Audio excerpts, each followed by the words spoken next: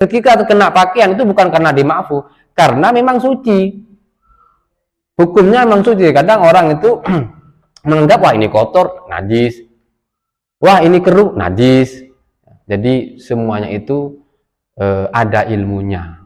Tidak bisa berangkat dengan asumsi kita atau perasaan kita. Makanya saya sering menyampaikan bahwasanya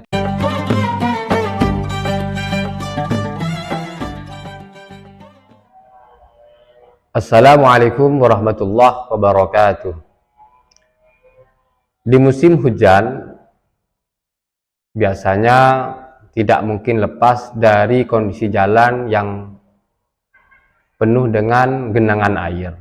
Nah, di sini saya akan menjelaskan bagaimana status hukum berkaitan dengan genangan air yang ada di jalan.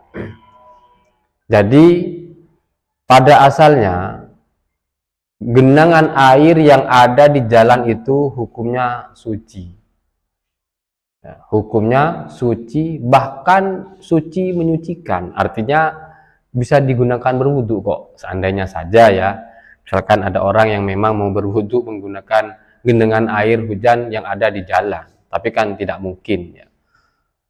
Nah, asalnya memang suci menyucikan. Ketika hujan itu turun, kemudian jatuh mengenai ke jalan, maka air yang ada di jalan itu, genangan sisa air hujan itu suci menyucikan. Nah, kemudian karena di situ bercampur dengan debu, akhirnya berubah salah satu sifatnya, sehingga akhirnya menjadi seakan-akan ya menjadi keruh, kotor bahkan. Nah, ini statusnya tetap suci. Sehingga apabila kita lewat di jalan tersebut, terkena cipratan dari genangan air yang ada di jalan tersebut, ya tidak ada masalah, pakaian kita tetap suci karena memang air itu suci. Berbeda kalau misalkan ketika kita melihat secara nyata bahwasanya genangan air itu tercampur dengan benda najis. Jadi melihat secara nyata bahwa genangan air itu tercampur dengan benda najis, maka otomatis air itu menjadi air najis, air mutanajis.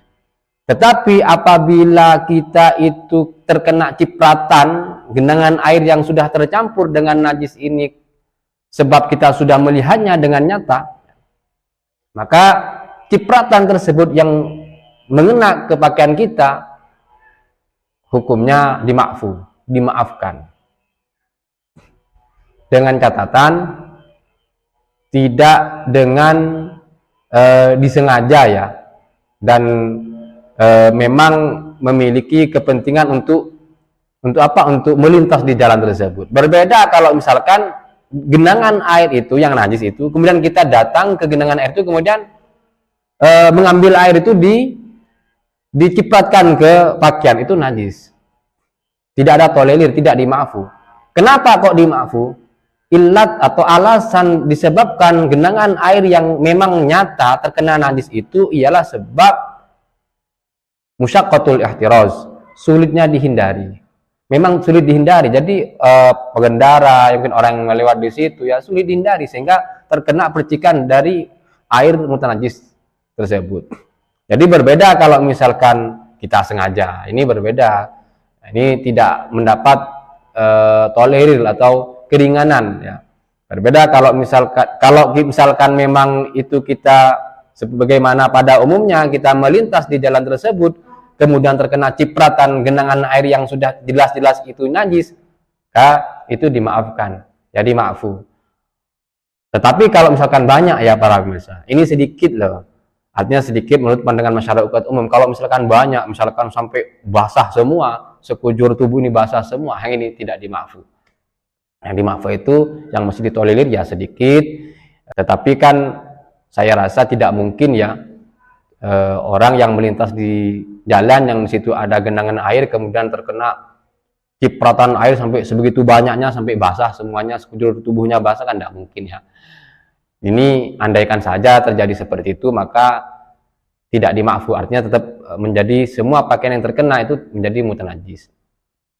Nah, yang perlu saya sampaikan adalah ini karena sering terjadi atau sering banyaknya pertanyaan kepada saya berkaitan dengan berasumsi menajiskan sesuatu disebabkan dengan dugaan. Jadi seperti ini para pemirsa. Kalau kita melihat air, ya, kemudian air itu kotor, bukan serta-merta langsung dihukumi najis. Bahkan kalau seandainya kita tidak tahu, tapi kita kembalikan pada hukum asalnya, padahal sebenarnya air itu terkena najis. Tapi karena kita tidak tahu, ya kembali pada hukum asal.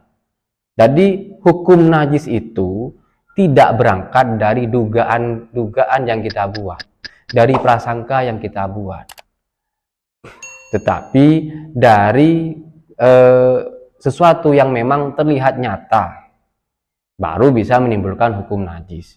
Jadi genangan air itu ya bisa najis. Kita bisa menghukumi sebagai genangan air yang najis apabila sudah jelas kita melihatnya itu tercampur dengan najis.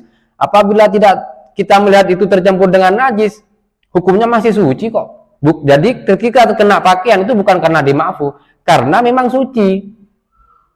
Hukumnya memang suci. Kadang orang itu menganggap wah ini kotor, najis.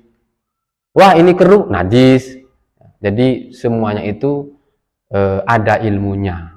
Tidak bisa berangkat dengan asumsi kita atau perasaan kita. Makanya saya sering menyampaikan bahwasanya kita ini jangan hanya semangat ibadah, tetapi yang tidak kalah penting ialah kita itu harus semangat dalam mencari ilmu.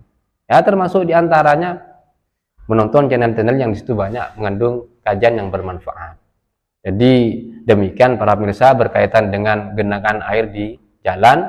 Jika ada yang ditanyakan nanti bisa melalui kolom komentar. Akhirul kalam, assalamualaikum warahmatullahi wabarakatuh.